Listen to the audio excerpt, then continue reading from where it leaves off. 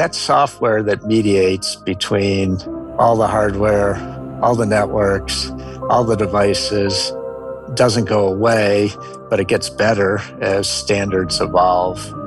So our vision is to be that software that mediates. Welcome to the Space Capital Podcast. I'm your host, Chad Anderson, founder and managing partner at Space Capital, a seed-stage venture capital firm investing in the space economy. We're actively investing out of our third fund with $100 million under management. You can find us on social media at Space Capital. In this podcast, we explore what's happening at the cutting edge of the entrepreneurial space age and speak to the founders and innovators at the forefront. This is the Space Capital Podcast, and today we're speaking with Michael Small, co-founder and CEO of K4 Mobility, a digital technology and internet services provider for off-grid communications.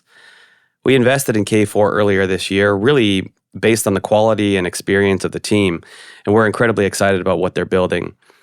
Michael has built a career over 20 plus years in telecommunications, including nearly a decade as president and CEO of GoGo, the in-flight internet and wireless entertainment services company.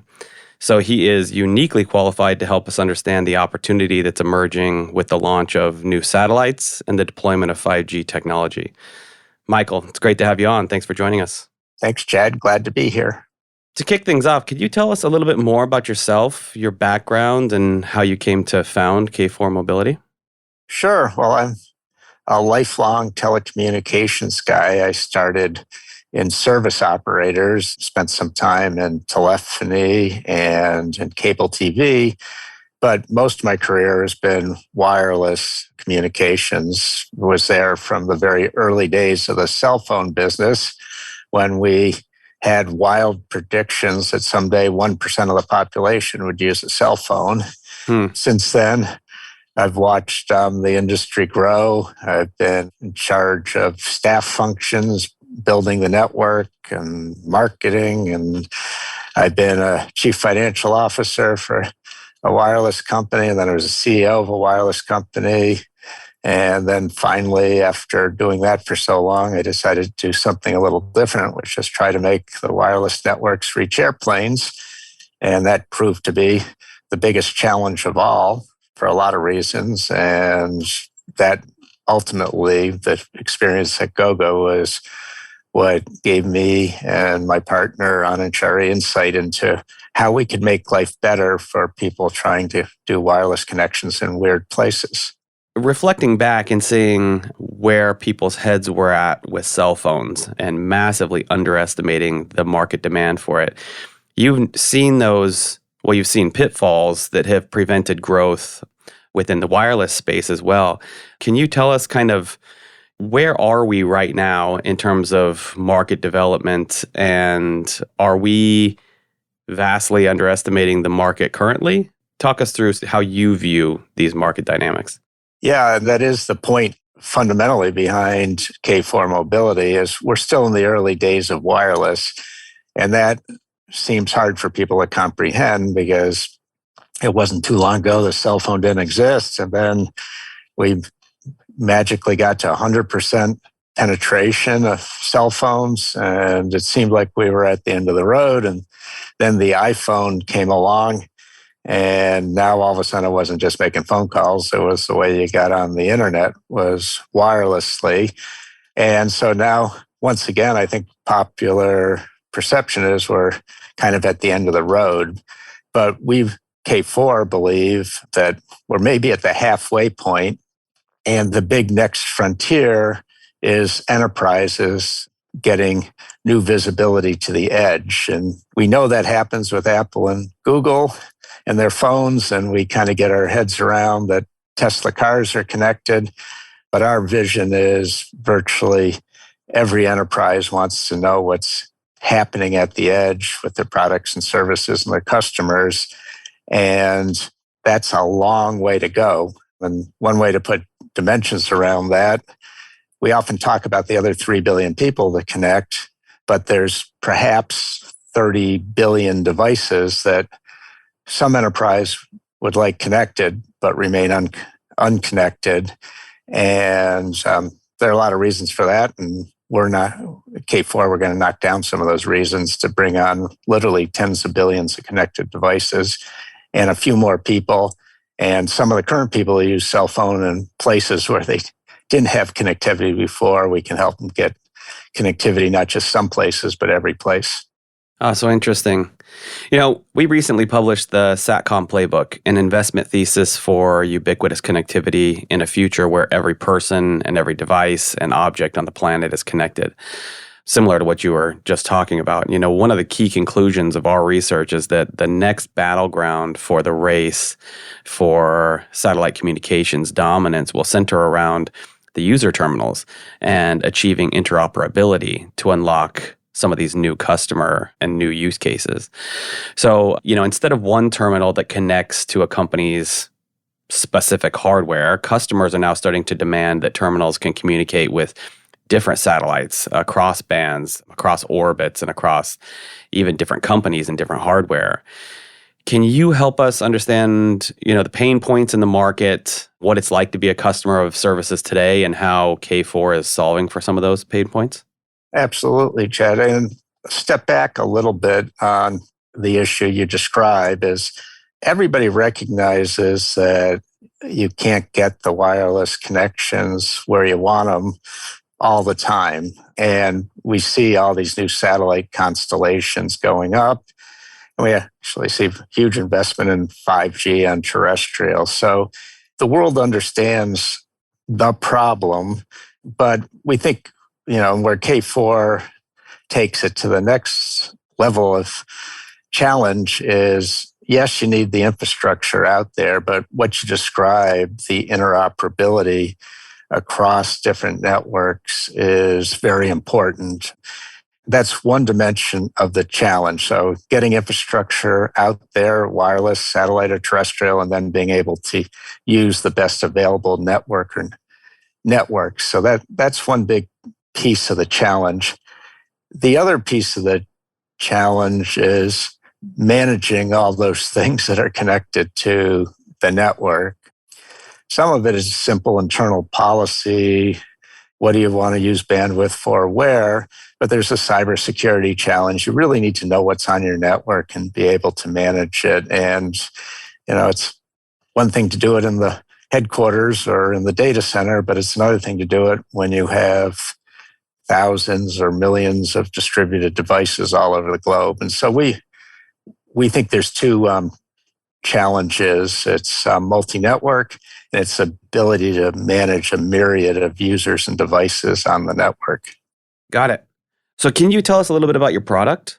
K4 Hydra, in conversations that we've had, and something that really stuck with me since I think our first conversation, is that you use words like intelligent orchestration and seamless operability to describe what you do.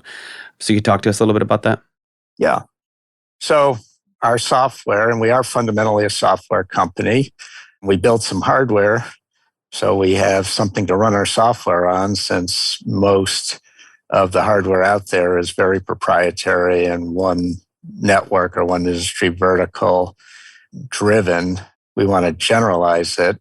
But the software uses algorithms, intelligent algorithms, to choose the best network against multiple parameters. It's not just necessarily, the existence of a signal, but how well that network's performing. Is it at capacity or not? So we think, world-leading capabilities to make dynamic, intelligent network selection. We also can bond together various networks.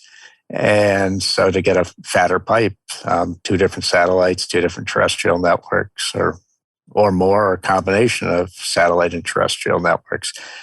So that's one side of our software. The other side of the software is enterprise service management. And so it's almost like a network operating center, but it's on a smartphone. It's in your pocket.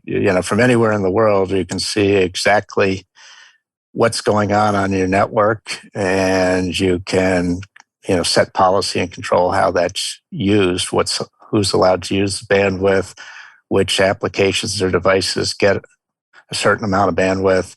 So it's a two-sided software, managing the local area network and managing the wide area network.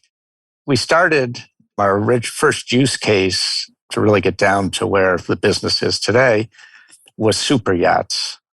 It's a sizable market. There may be 10,000 of them in the world, over 80 feet.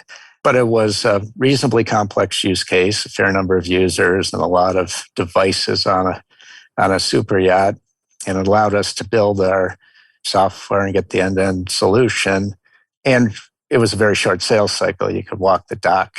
There was no corporate purchasing organization to work through.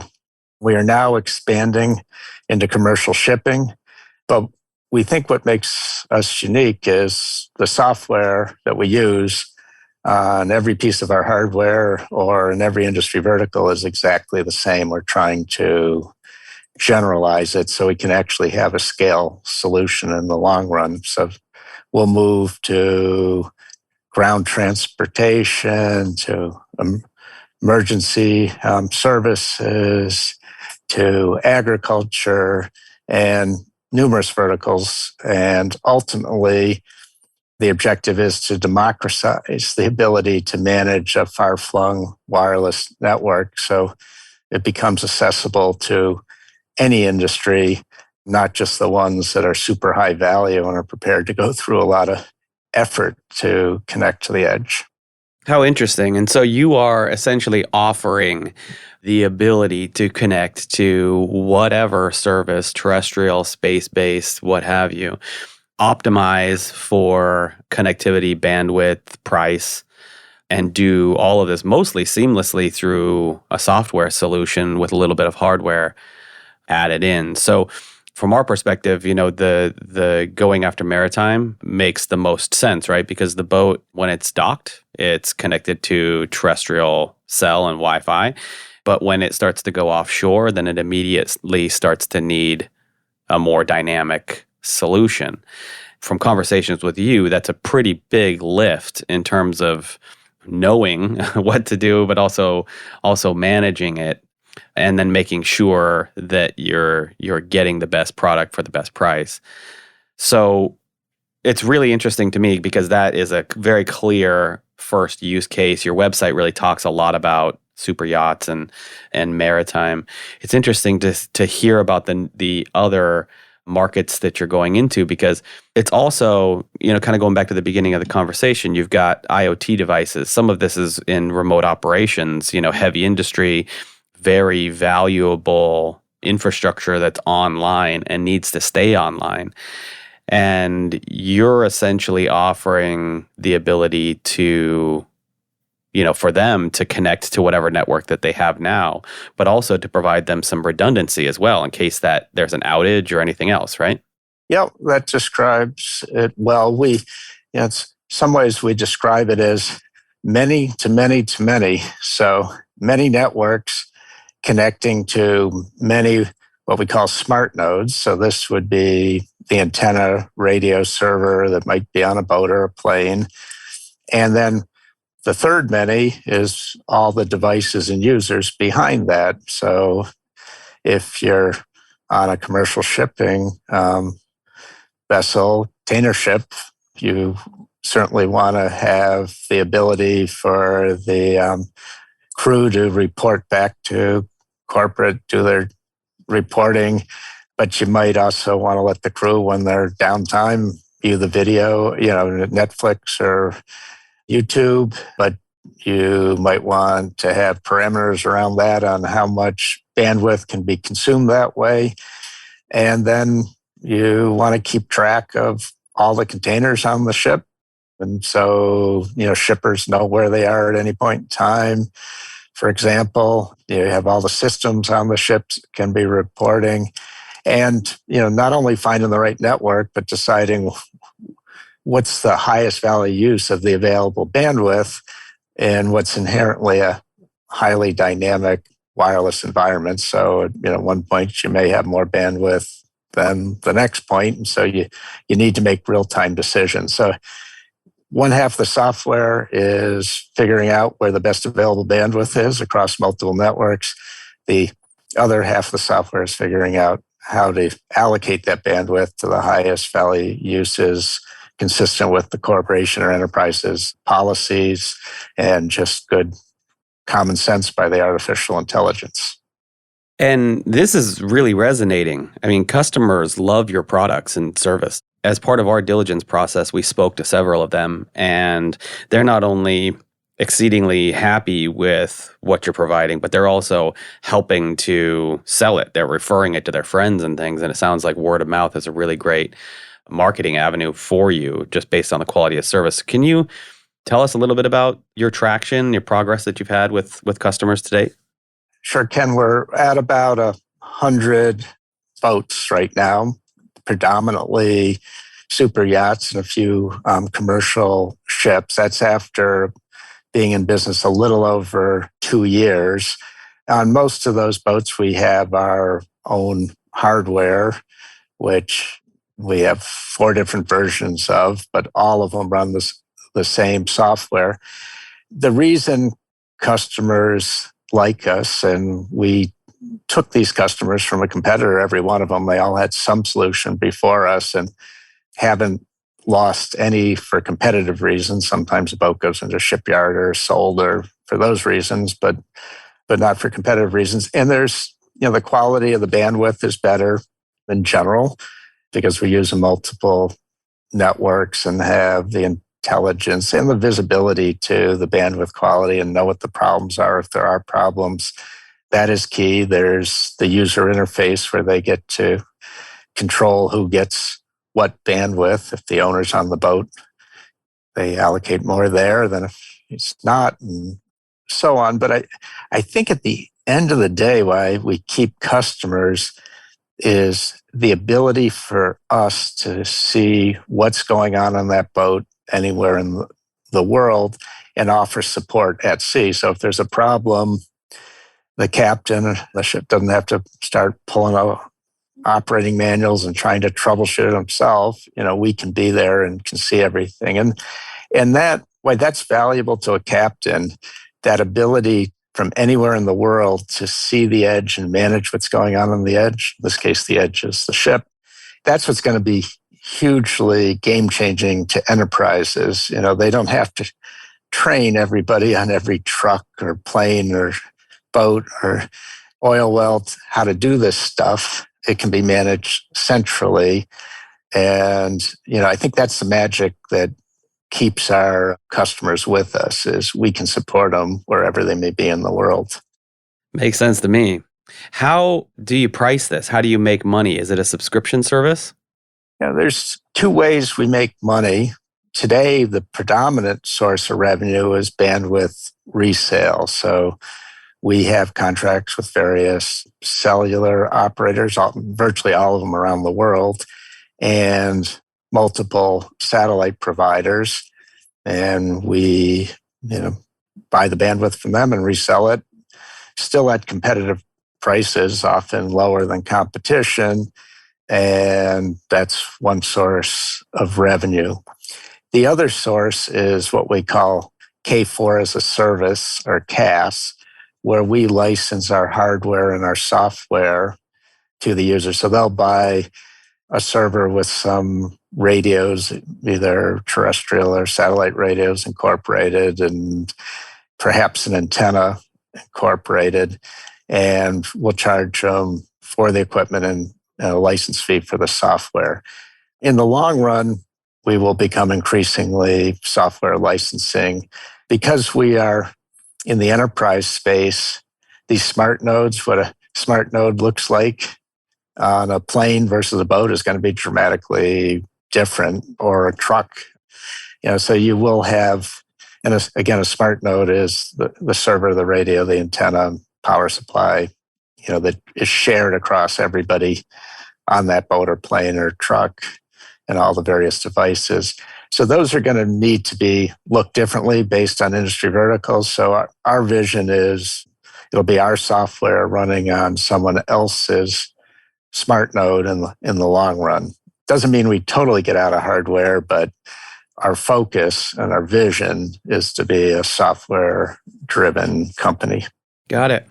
So During a panel at the Satellite 2022 conference in Washington recently, executives there predicted that 5G based networks that combine satellite and terrestrial infrastructure would be available in 5 to 10 years, and that the satellite mobility providers expected to offer customers seamless transitions between terrestrial and satellite networks within the decade. I'm curious what you think of that. And is this, in terms of the long term future of K4, is based on that, is it a gap filler that the industry is going through a transition right now and you're helping to ease the transition? Or is there staying power here? I believe there's staying power. So everybody is trying to solve the same problem we're solving, which is better wireless internet access from anywhere. Everybody that we've seen is doing it on a proprietary basis to some degree. We actually hope a lot of the technical challenges or the lack of standards, the lack of interoperability gets knocked down over time, because right now we have to do a lot of work to make the differences, the technical differences between one satellite network and a terrestrial network become invisible to the customer. If standard setting improves, it gets easier and better. We often do the analogy that there are to the prior stages of the internet, and there's always an operating system that makes the difference. In the first stage of the internet, the fixed line internet, where the personal computer was the iconic device, it was Windows that ultimately made it easier. And, initially when you installed the new hard drive or a new processor or a new screen or a new headphone or something, Windows kind of mediated it all, but there was still a loading, you had to do some software. It was a little bit of a pain. Today, this new headphone I'm using to talk to you, I just plugged in. There wasn't a thing to do. I was worried there might be, but there was not a thing to do. That software that mediates between all the hardware, all the networks, all the devices doesn't go away, but it gets better as standards evolve. Our vision is to be that software that mediates. And so, originally it was Windows. I stopped before I got to the cell phone when it was iOS and Android. And we want Hydra to be that for enterprise wireless. That's the vision. And, nothing lasts forever, but we think it's decades, many decades, if we obtain our vision. I appreciate that answer. I mean, as investors in the space economy, this is a new and rapidly growing category. But for us, I mean, so much of what we see is new. So much is blue ocean, new capabilities, new markets, and limited competition. There's a lot of first movers. Here, what you're doing in SATCOM and in telecom more generally, this is an established and hyper competitive market. So I really appreciate the take on the company, the product, and your differentiators there. Your team is also a key competitive advantage for you. So we talked a little bit about you, but what about the rest of your team? You all bring significant experience to the table. Yeah, that is true. And Anand Sharia, president, and he was the chief technology officer at GoGo, but he's, for being so versed in telecom technologies, extraordinary businessman too. He was employee number one on the commercial aviation side of GoGo, and he and I and others grew that from nothing to an $800 million revenue business by the time we left. So we've seen the not only technology, but the ability to scale an organization. Our chief financial officer, Rishi Potter, has worked in aviation and consulting and financial restructuring of Sears prior to joining us. He also briefly worked at GoGo. Our chief technology officer at K4 was one of the key technologists at GoGo also. And our ops guy is Mark Malash. Also spent some time at GoGo, and he's worked in telecom operations, his whole life. So I think we have a team that understands the problem and a team that knows how to scale a company and run a larger company. So it's all feeling pretty good, and largely has gone to plan. Even COVID, perhaps the biggest challenge of COVID was the part shortage, which caused a lot of rapid redesign of some of our hardware. But the team's been really good at setting a plan and executing against it. That's great. And so what's next for K4? What's next for K4? Well, we have 100 nodes right now, smart nodes, which is largely our hardware running our software, in some cases off-the-shelf computer running our software on various boats. We got to get from 100 to 1,000 to 10,000 to 100,000 to 1 million. It's finding ways to scale rapidly. That's what wins in today's world.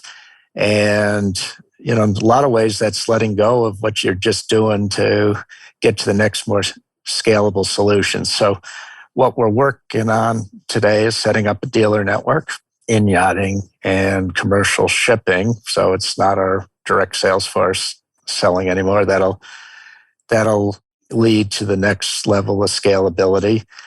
We're also shrinking the size of some of our equipment so it fits on more vessels and hits lower price points. That'll lead to the next level of scalability.